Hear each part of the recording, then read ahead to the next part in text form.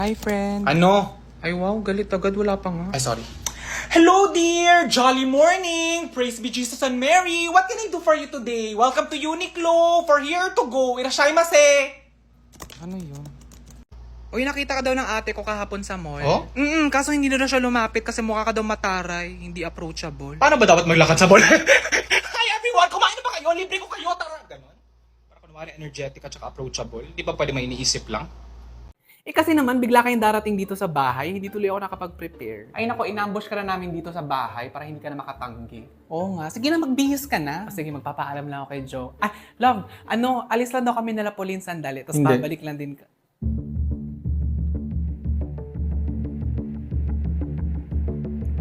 Hindi, mabilis lang naman eh. Tapos balik lang din kami agad. Di nga promise. pwede. Anong problema mo? Ba't ang controlling mo? Hindi ako controlling. Ang akin lang, isang pangit ng weather sa labas. Baka magkasakit pa kayo. Ano ako, bata? Di nga pwede, tapos. Jake, magme-merienda lang kami. Hindi kami gigimik. O, edi dito kayo sa bahay kumain. O, may lamesa naman dyan. O, pwede kayo mag-TV. O, kung gutom kayo, nandito yung paborito yung Nissin Butter Coconut. Hala, ang paborito nating Nissin Butter Coconut! O, with its unique combination of coconut taste with sweet glaze at crunch, kikiligin ka talaga. O, diba? Pwede naman pala kayo mag-bonding dito tapos lalabas pa kayo. Hindi naman kasi yun yung point. Ang point ko is... Hindi, huwag ka na lang sumama sa akin kasi wala namang kwenta Yeah, ng lakad wala namin. kaming kwenta. I mean, yung At saka lakad ano, namin. Jake, thank you dito sa Nissin Butter Coconut. Sarap as always. Stay strong kayo, couple goals. Love pinataon. Sige, I I love love you you both. both. Bye. Galing! Fairness, Musta yung hindi ka acting ako ko? naiyak doon. Ang galing ng voice modulation mo doon. Talaga? Kasi naman yung dalawang to, pupunta-punta dito sa bahay, walang paalam. Hindi ko naman talaga feel lumabas. Oo nga. So, ayun na nga, may mga nag-comment na gusto daw nila ng nail cutter review. Ito yung nail cutter na nabili ko kahapon na hindi ko alam na tag 500 pesos. Na bigla, nagulat na lang ako na, ba't 500?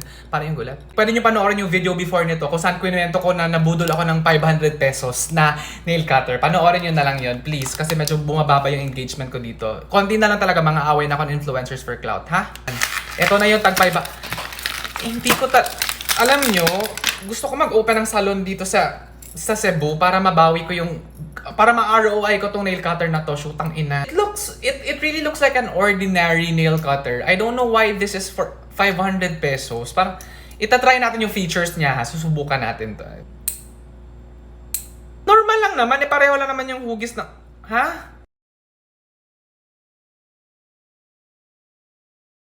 Naririnig yung koko ko? Wait lang. Ito, naka-off yung silent mode dito.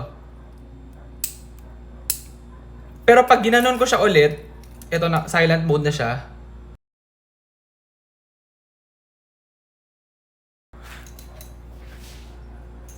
Kaya siya wala talaga. Charing lang. Inaaliw ko yung sarili ko kasi ang mahal na nail cutter. Wala siyang silent mode. Joke lang yun. Huwag niyong bilhin to. Alam ko kasi talaga may kabit siya. Nafe-feel ko talaga eh. Sure ako dyan. Hindi ko lang talaga siya makonfront kasi wala akong ebidensya. Hindi ko nga alam kung sino yung kabit eh. Ginawa mo na ba talaga lahat? Oo, ginawa ko na lahat. Hindi, feeling ko hindi mo pa nagagawa lahat. Alam mo ba yung passcode ng phone niya? Oo. Okay, sige. Pumunta ka sa messages, tapos doon sa search bar ng messages, pwede ka kasi mag-type ng word doon. Tapos lahat ng messages na may ganong word, lalabas. So, pwede mo itry yung miss for I miss you, love for I love you, andito for andito na ako, at saka saan for saan ka na. Eh, paano kung relative niya lang pala? Normal lang naman mag-I love you or I miss you pag relative. Hindi, okay lang. Isulat mo pa rin lahat ng numbers na may ganong words sa messages nila. Tapos, i-cross-check natin sa GCash. Bakit Gcash? Hindi, kasi sa GCash kasi pag tinype mo yung number, lalabas yung pangalan ng username. Pero di ba first at saka last letter lang yung lumalabas? Hindi, okay lang. Lahat pa rin ng pangalan isulat mo kahit first letter at saka last letter na yan. Tapos ito na yung exciting part. Pumunta ka sa Instagram or sa Facebook tapos i-check mo lahat ng following list niya. Tapos kung sino yung pangalan na magmamatch doon sa mga lumabas doon sa numbers, yun. Oh, at least medyo limited na yung mga natin options natin kung sino yung kabit. Ay, unfair. Ang galing mo dun. Hindi ko naisip yun. Dapat siguro nagcha-charge ka na ng mga ganyan. Di ba? Siguro kung ginawa mo business yan, madami ka ng pera. Tapos kakainin ko, no? Tapos iinom ako ng tubig. Charis! Uy! Ay! Kyla! Si Tita Rose mo, classmate ko nung high school. Rose, si Kyla, yung eldest ko. Naku, doktor na yan. Ay, naku, ang gandang bata naman nito. May asawa ka na? Ay, naku, wala po. Ay, boyfriend, meron na? Wala rin po. Ay, naku, sayang naman yung ganda at saka talino mo. Tita, hindi naman po ako pinanganak for the sole purpose of becoming someone else's girlfriend or wife. Kung makakomment naman po kayo na para bang mas matimbang pa yung monthly kaysa monthly salary.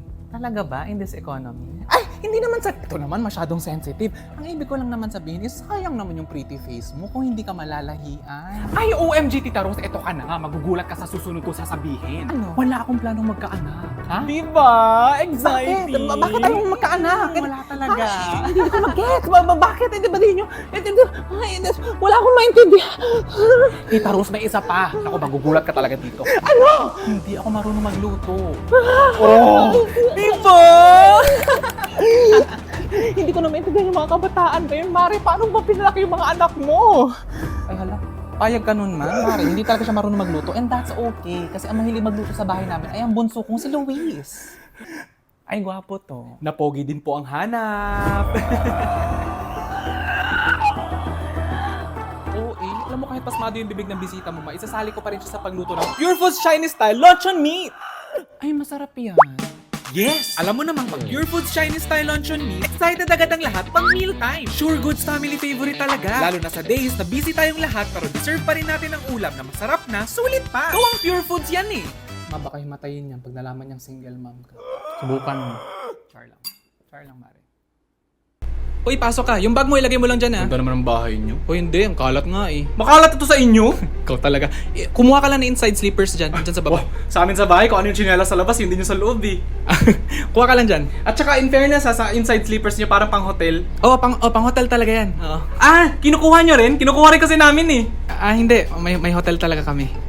Alam niyo, ang yaman niyo talaga. Ang laki ng hagdanan niyo eh. Di ba dyan yung bumababa yung mga nagdedebo? Yung mga nakikita ko sa TV. Sa parents ko naman yan eh. Hindi naman yan akin. Yes! Yan naman lagi sinasabi niyo. Hindi ako mayaman, yung parents ko mayaman. Pareho lang naman yun. Grabe ka talaga. Bakit wala ba kayo hagdanan sa bahay? Meron kami hagdanan pero doon sa may gate para hindi pumasok yung baha. Pero hindi ganito.